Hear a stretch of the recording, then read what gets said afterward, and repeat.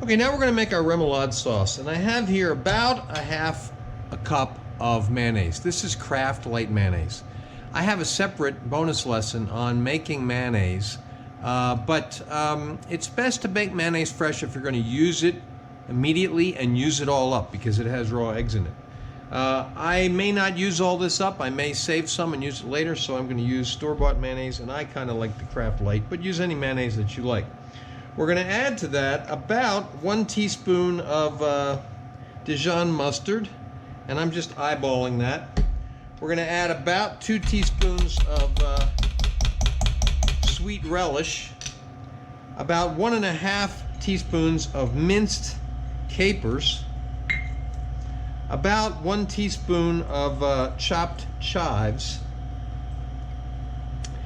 and about 1 teaspoon of chopped parsley, fresh parsley. I'm going to use about 1/2 teaspoon of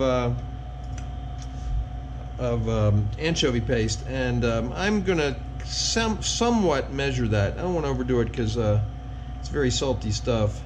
But you can see that's not exact, right? So that's roughly 1/2 teaspoon. And then we're going to put in about 1 teaspoon of Sriracha chili sauce. And again, I'm going to eyeball that. Okay, then we want to mix that up well.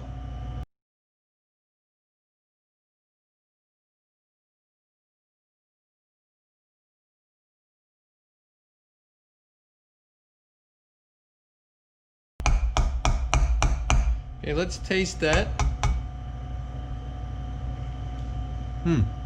Very good.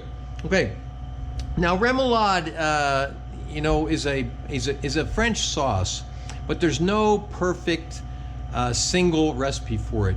If you do some research, you'll find a lot of different recipes out there, a lot of variations.